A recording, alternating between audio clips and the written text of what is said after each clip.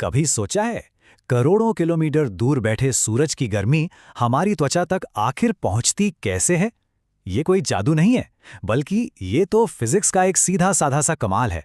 आज हम एनर्जी के इसी रोमांचक सफर को समझने वाले हैं। तो चलिए ऊष्मा की इस दुनिया में एक डुबकी लगाते हैं। हम देखेंगे कि कैसे नन्हे नन्हे परमाणुओं की थिरकन से लेकर विशाल तारों की धधकती आग तक सब कुछ इसी ऊष्मा के खेल से जुड़ा हुआ है। तो हमारा सफर कैसा रहेगा? देखिए, सबसे पहले हम ऊष्मा की एबीसी सीखेंगे, फिर ये ट्रैवल कैसे करती है ये जानेंगे, फिर देखेंगे कि ये चीज़ों को कैसे बदलती है और आखिर में समझेंगे कि हम इस ताकत का इस्तेमाल कैसे करते हैं। तैयार हैं? चलिए, तो शुरुआत करते हैं बिल्कुल पहले कदम से। एनर्जी की इस दुनिया के दो सबसे ज़रूरी शब्द हैं, ऊष्मा और तापमान, यानी हीट और टेम्परेचर। अक्सर लोग इन्हें एक ही समझ लेते हैं, पर क्या ये वाकई एक है? आइए जानते हैं। तो ऊष्मा है क्या? सोचिए, ये एक बहती हुई एनर्जी है। जैसे पानी हमेशा ऊंचाई से नीचे की ओर बहता है, ठीक वैसे ही ऊष्मा हमेशा गर्म चीज से ठंडी चीज की ओर बहती है। ये बस एनर्जी का एक रूप है जो सफर कर रहा है। अच्छा, अब हर चीज को नापने का एक पैमाना होता है। ऊष्मा को हम जूल में नापते हैं। और हाँ, वो जो कैलोरी खाने के पैकेट पर लिखी होती है वो भी ऊष्मा ही है। अगली बार जब कुछ खाएं तो याद रखिएगा कि असल में शरीर को एनर्जी यानी जूल ही दिए जा रहे हैं। और फिर ये तापमान क्या भला है? तापमान बस ये बताता है कि किसी चीज के अंदर कितनी एनर्जी भरी हुई है। मतलब ये उस एनर्जी का लेवल है। थर्मोमीटर इसी लेवल को मापता है। वैसे तो साइंटिस्ट इसे केल्विन में नापते हैं, लेकिन हमारे आपके लिए तो सेल्सियस ही चलता है। तो सबसे जरूरी बात क्या निकल कर आई? ऊष्मा और तापमान एक ही चीज नहीं है। इसको ऐसे समझिए, ऊष्मा एक बाल्टी में भरा हुआ पानी है, यानी कुल एनर्जी, और तापमान उस पानी का लेवल है, यानी एनर्जी का स्तर। ये छोटा सा फर्क बहुत जरूरी है।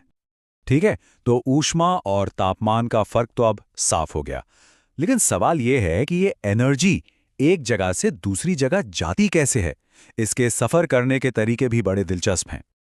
समझ लीजिए कि ऊष्मा के पास यात्रा करने के 3 सुपर पावर्स हैं। पहला है चालन, दूसरा है संवहन और तीसरा है विकिरण। चलिए इन तीनों से मिलते हैं। पहला तरीका है चालन, यानी छूकर गर्मी देना। जब कोई गर्म चाय का कप पकड़ता है तो गर्मी हाथ में आ जाती है ना? बस यही है चालन। धातु की चम्मच चाय में जल्दी गर्म हो जाती है, पर लकड़ी की नहीं। मतलब धातुएं गर्मी की अच्छी दोस्त हैं और लकड़ी जैसी चीजें उसे रोकती हैं। दूसरा तरीका है संवहन, जो तरल और गैस में होता है। पानी उबलते हुए देखा है? गर्म पानी हल्का होकर ऊपर उठता है और ठंडा भारी पानी नीचे जाता है। ये जो गोल गोल घूमना है यही संवहन है, जो पूरी पतीली को गर्म कर देता है। और तीसरा और सबसे कमाल का तरीका है विकिरण। इसमें ऊष्मा तरंगों के रूप में सफर करती है, बिना किसी चीज को छुए। और यही तो हमारे सबसे पहले सवाल का जवाब है। सूरज की गर्मी हम तक इसी विकिरण से पहुंचती है, अंतरिक्ष के सन्नाटे को चीरती हुई। ओके, तो हीट का सफर तो समझ आ गया, पर जब ये अपनी मंजिल पर पहुंचती है तो करती क्या है? चीजों पर गर्मी का क्या असर होता है भला? एक सीधा सा सवाल है, जब कोई चीज गर्मी सोखती है तो उसके तापमान का क्या होता होगा? क्या लगता है? हाँ बिल्कुल, उसका तापमान बढ़ जाता है। सीधी सी बात है, ज्यादा ऊष्मा मतलब ज्यादा आंतरिक ऊर्जा, और इसका मतलब थर्मोमीटर का पारा ऊपर। ये तो बहुत आसान था। लेकिन सिर्फ तापमान ही नहीं बढ़ता, गर्मी मिलने पर चीजें फैलने भी लगती हैं, जिसे हम ऊष्मीय प्रसार कहते हैं। इसीलिए तो रेल की पटरियों के बीच थोड़ी जगह छोड़ी जाती है, ताकि गर्मी में फैलने पर वे टेढ़ी ना हो जाएं। अच्छा, अब एक मजेदार पहेली। सोचिए, एक पतीली में पानी उबल रहा है। अगर गैस को और तेज कर दिया जाए तो क्या पानी का तापमान और बढ़ेगा? नहीं, तापमान उतना ही रहता है ना? कमाल की बात। एक बार पानी 100 डिग्री सेल्सियस पर पहुंच गया तो चाहे जितनी गर्मी दी जाए वो और गर्म नहीं होगा। वो सारी एक्स्ट्रा एनर्जी उसे पानी से भाप बनाने में लग जाती है। अब आते हैं इसके सबसे दिलचस्प हिस्से पर। इन सब सिद्धांतों का हम असल जिंदगी में क्या करते हैं? चलिए देखते हैं कि ऊष्मा हमारे लिए कैसे काम करती है। यहाँ फिजिक्स का एक सुनहरा नियम काम करता है। ऊर्जा को ना तो बनाया जा सकता है, ना ही मिटाया जा सकता है। ये बस अपना रूप बदलती है। और ये नियम हर जगह लागू होता है।